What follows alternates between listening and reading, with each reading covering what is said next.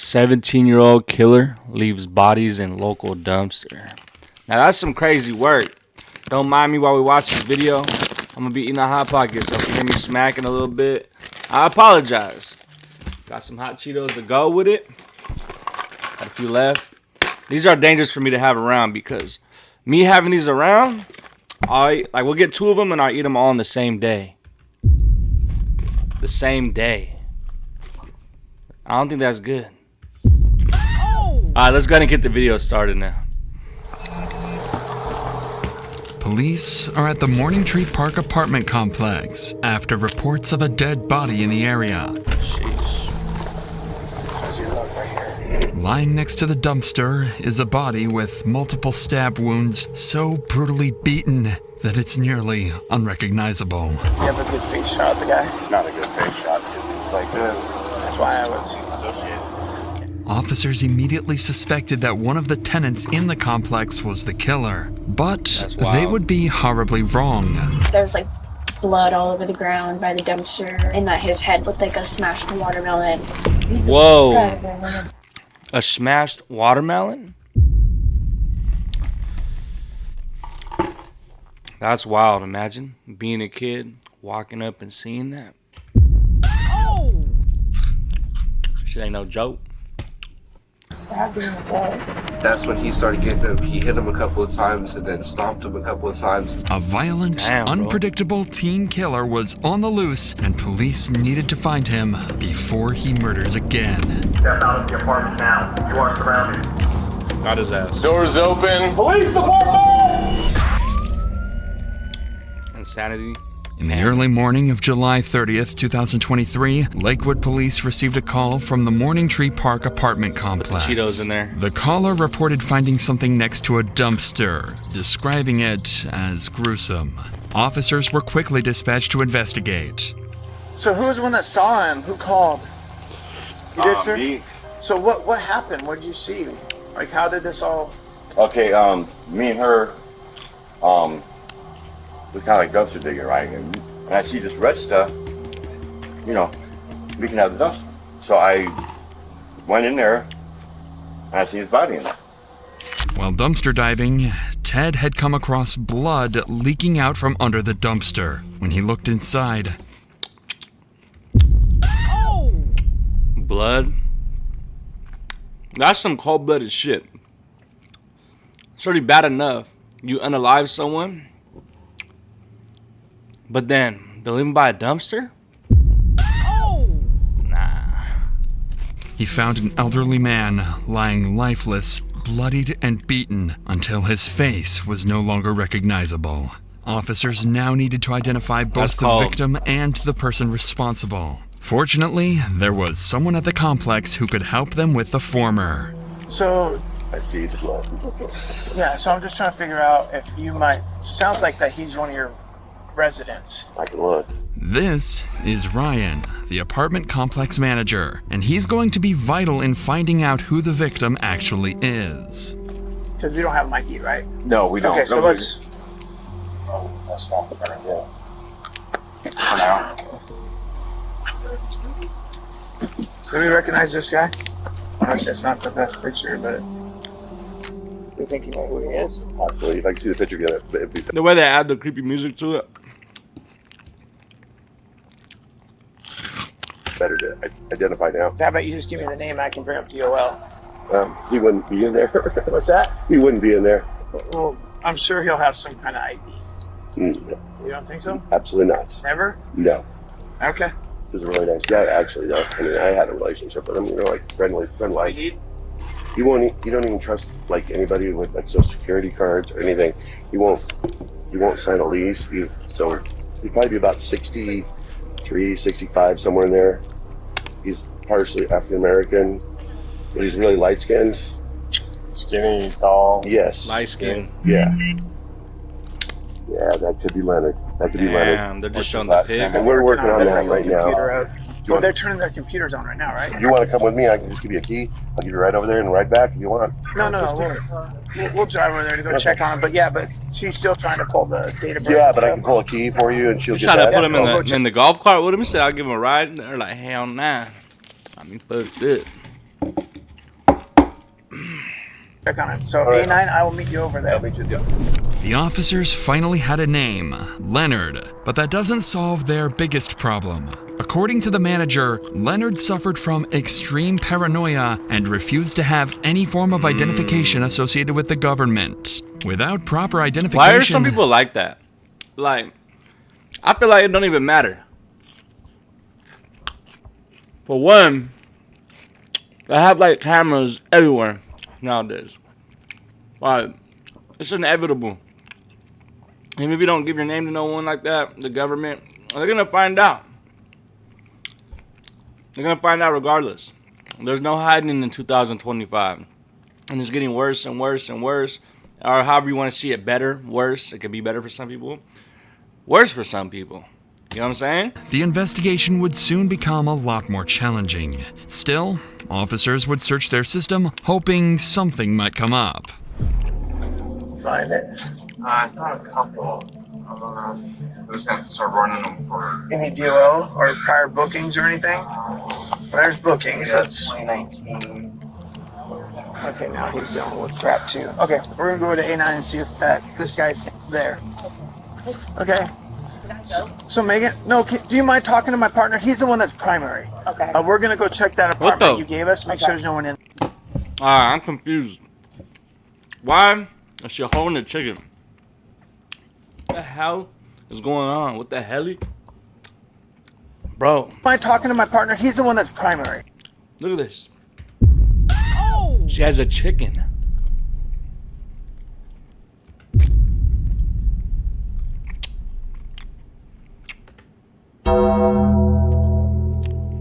What are you doing with a chicken?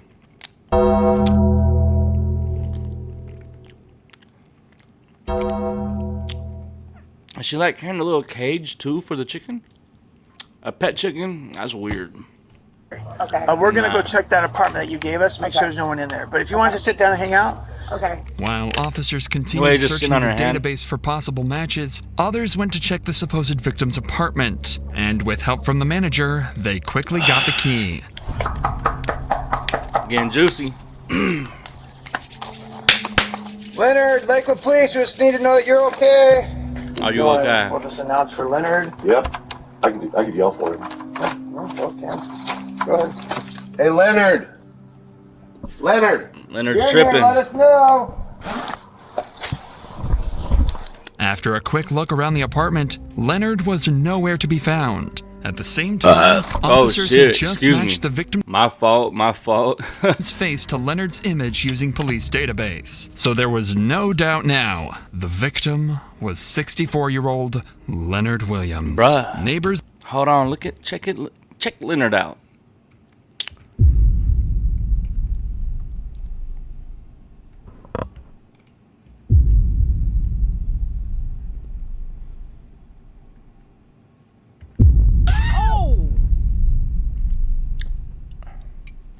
What do you think about Leonard here?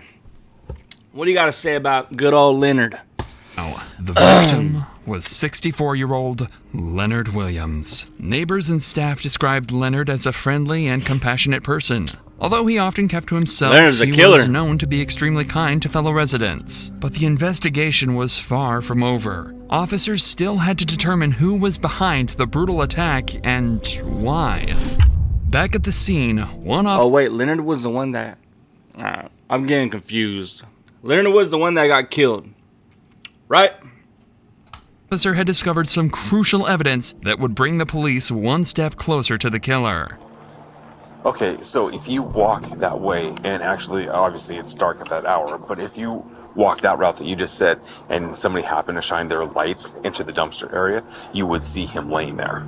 Was there any trash outside of the dumpster area, the path that you guys would have walked? This officer just picked up on something crucial. The area around the dumpster was extremely messy, and blood was leaking from it. Any person would have easily spotted that, let alone an officer. Turns out, just 12 hours earlier, police had been dispatched to that same apartment complex on a noise disturbance complaint. The call was made around 8 p.m., and the responding officer's dash cam shows him returning to his vehicle by walking through the side path, the exact one that leads up to the dumpster where Leonard was found. The officer did. Damn. So Leonard got smoked.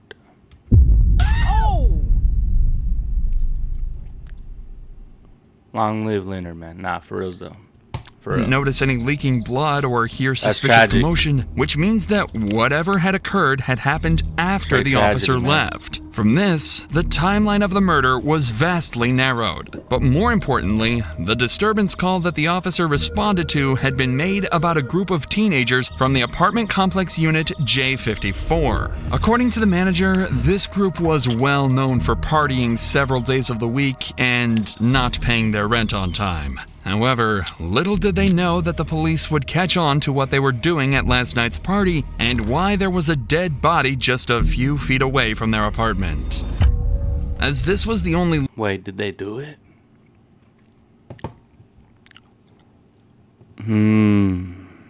We're soon to see. lead that police had, a search warrant for Unit J54 was issued, and officers quickly arrived at the residence looking for any signs of foul play. Get the manager in the door. There we go. Hey, Brittany, take it, please. Anybody else inside here with you? Come on, let's scoot over here for a second, okay? Who's all in here with you? Just me and two people. Where are they at? Oh, really? No. What are their names? Damn, they just straight walked in the house. No search warrant? Or did they have one?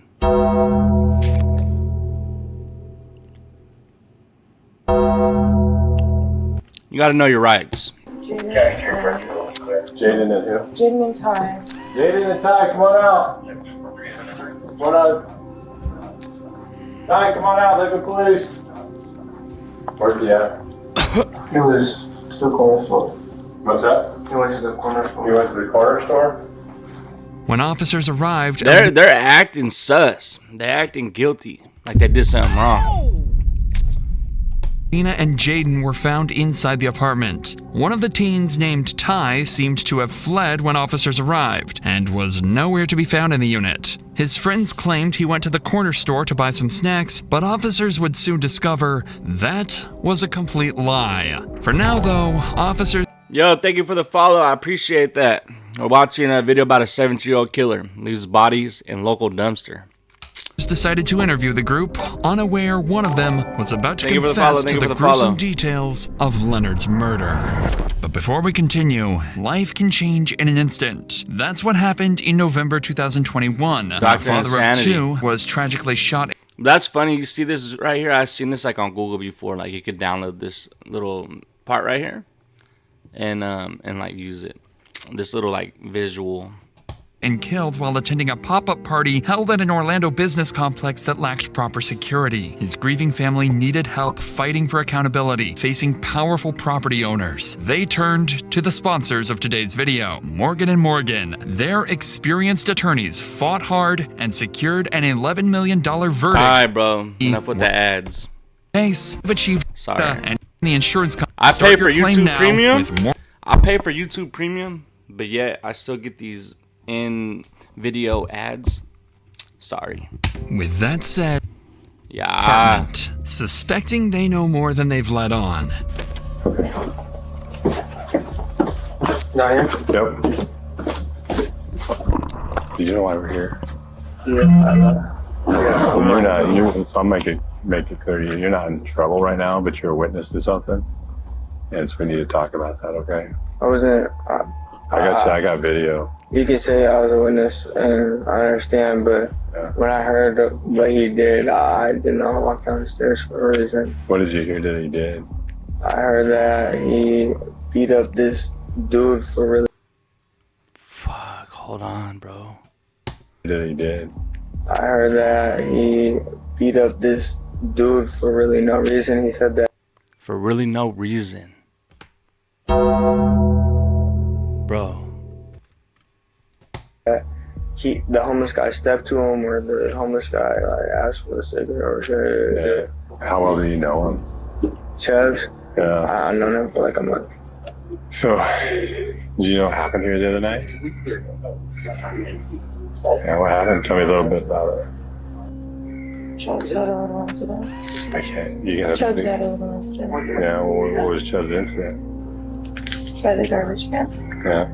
Yeah. Damn, bro.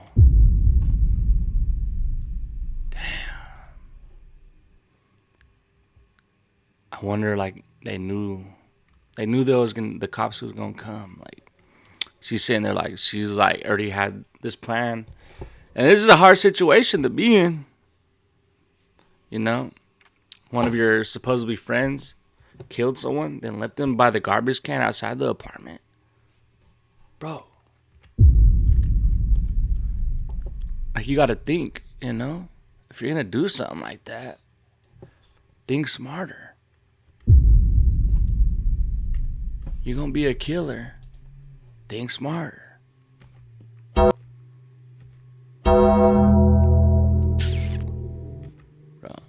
Well, I know what happened already. Okay. Chubbs just would get mad, and people would say that he would do it, he wouldn't do it, and he'd just go on into do it. But Chubbs definitely had an angry problem. yeah, when he's drunk, he would get very violent. Okay. He would be very unhappy. But the next thing you know, Chubbs flies open the door, and he looks at me, and he's got this smile on his face. He's like, I'm so sorry, but I did something really bad, and I made a big mistake, and I really didn't need to do it. And I go, what'd you do? And that's when his smile completely shut off. So I think he realized, like, Damn, bro.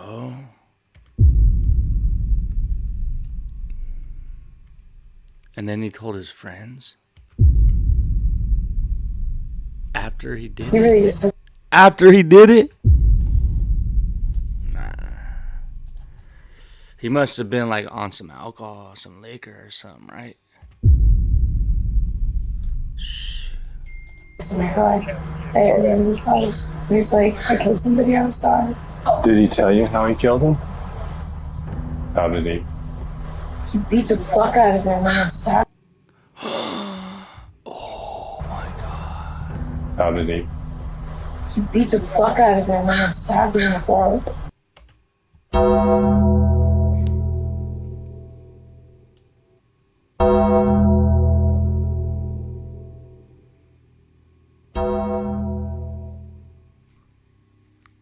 Beat him up, and then he went and stabbed him in the throat. This is brutal. This guy is laying down on the side of his face, like against this way. Mm-hmm. All you see is him, Chubbs is like down on the ground recording him, and then just starts kicking it like it's a joke. With these two new crucial statements, police now had two suspects at large, Chubbs and Ty, with their primary focus being on 17-year-old Brody Chubbs Brownell. Bro, so young and doing something so stupid. Like, come on, bro. Like, I don't know what has to be going on with you in your head or what you're going through to do that to someone, but like, it ain't right. So I feel like there has to be something like chemically wrong wired in your head. You know what I'm saying? With their primary focus being on 17-year-old Brody Chubbs Brownell. According to Alina, Brody had 2 bottles of tequila and was also high on marijuana the previous night. To make matters worse, he had a reputation for getting violent when drunk. At some point, he briefly stepped outside the apartment and happened to cross paths with Leonard in the parking lot. Leonard may have confronted him about the loud music, or, given his paranoia, he might have simply been talking to himself. Either way, Brody likely saw him as an easy target, and Leonard became the victim of his violent outburst. Alina was also the first to mention something even more disturbing. Brody had recorded the entire thing on Snapchat. He filmed... Bro, what the fuck? He recorded the entire thing on Snapchat, bro. Like, how can you be so stupid? Come on, guys. Himself beating and stabbing Leonard to death, then sent the video to friends at the party. With Then sent it to your homies? Nah, bro. This dude's a freaking psycho. Straight psycho. Brody as their prime suspect, officers remained on high alert, going so far as to request air support in search for him. In the meantime, police were notified about a male who was running around the Morning Tree complex. He was identified to be Trey Crystal, or Ty, the one who fled from Alina's apartment when the officers had arrived with the search warrant. Oh wait, they had a drone out there? Oh, what the fuck's going on? Morning Tree complex. He was identified to be Trey Crystal, or Ty, the one who fled from Alina's apartment when the officers had arrived with the search warrant. Shortly after confirming his identity, he agreed to speak with detectives. Detectives needed to determine whether Ty had played any role in the murder, and if he knew where Brody was hiding. Just tell me a story. Just take me from the beginning to the end. What happened that night? Yeah, he ended up really drunk, and then he was like trying to fight everyone at the party, but no one would fight him because either. Damn, so if anyone did end up fighting the dude at the party, they would have been done. Cooked. Out of there. He was trying to kill someone. He wasn't just trying to fight. He was trying to kill someone. Shame, it's a shame. Either they would win and then he was like backing down or stuff like that. Okay. So he couldn't fight anyone there, and so he went outside all mad. And then there's this homeless dude or whoever it was walking by, and then he was like, "Oh, keep stepping, keep walking." And then the homeless dude was like, "All right," and then he was like just walking away. And then Chubbs just started getting mad and then just like ran up on him and punched him. An innocent life. An innocent life, bro. He just started stomping on him. After a minute or two, he went up inside, and then he like grabbed the knife, and everyone was trying to stop him, but like he was kind of scary with the knife because he was really drunk. According to Ty, he fled the apartment out of fear. Although Ty's statement aligned with those of other witnesses, police couldn't definitively rule him out due to his suspicious behavior. But for now, their priority was finding Brody. While the search was still ongoing, officers interviewed everyone who knew Brody to find out where he might have fled, including two of his best friends, Miguel Ventura and Dakota Johnson. I ended up going, basically there was a party posted up that was over at one of our female friends' Britt's house, and eventually Chubbs, I guess he stormed outside. He got really upset. Damn, he was drinking 1800 at the time, like tequila. There was someone standing by the garbage cans, and he got really angry at him because I think they were staring at him. He just got closer to him, and I think the dude yelled something at him, and then he just started swinging on him. I get down the stairs, and then that's when he started getting him. He hit him a couple of times and then stomped him a couple of times, and by that point, like it was too much. Like it was just a lot. I grabbed him by his chest and everything. I tried to pull him. Was there anybody else that was hitting the guy? Was there anybody else kicking him, hitting him, punching, stomping? And you had text messages with him shortly after. Can you kind of explain to me about those text messages? It was like the day after he had done it. Okay. He did coke and he beat the crap out of this guy and killed him and stabbed him. Wow. In the neck, and then there was like blood all over the ground by the dumpster, and that his head looked like a smashed watermelon. He told me that he tried to put him in the trash. A smashed watermelon. Can himself, but he couldn't do it. So that's why he stabbed him in the neck. While officers continued interviewing witnesses, Brody had just been located hiding in his family home 40 minutes away in the city of Yelm. A SWAT team quickly descended on the residence, ready to take Brody down if he made any wrong move. All right, hey, you three? Yep. If there's people milling around up front, we're going to detain them right off the bat, so be ready to go hands as soon as they move up. They run or we're letting them run, right? Yeah. All right, we're capped. Bat team's rolling up.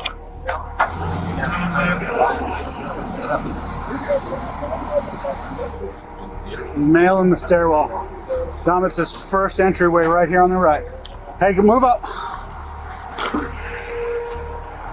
Move up. I want to be able to see that door. Hey, let's bring it back here. No sense in standing out there. No sense in staying out there. There we go. All right, I got hands on her. Okay. You got cuffs? Yep. Okay. All right. All right, step this way. Just keep your hands up. I want you to set your phone and your drink on that little concrete barrier right there. You need a set? Yep. Now I want you to step out to me. Come on. Put your hands on your head, flip around, face the building. Okay.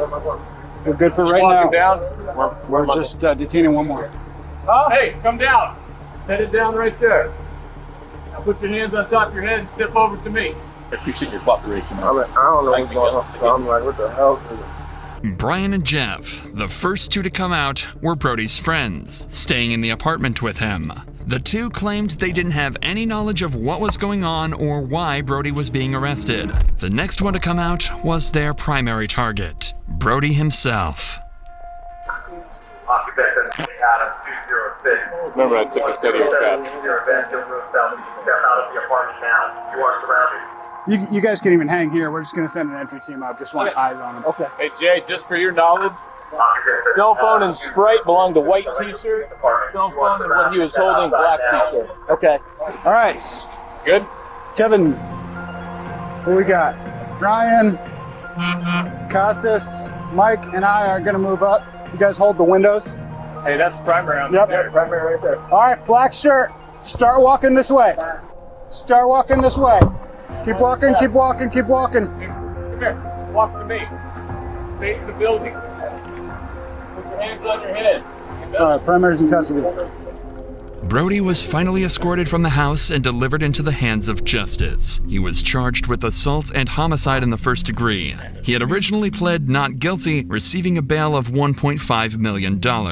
Neither Ty nor anyone else at the party was charged, as the Snapchat video clearly shows that Brody acted alone, consistent with witness statements. Although the exact motive for the murder remains unclear, Brody's extreme intoxication and well-documented issues with aggression led to the tragic death of a kind and gentle person. Following his initial hearing, Brody returned to court and changed his plea to guilty. He received the maximum sentence of 25 years in prison. Damn. Juvenile life.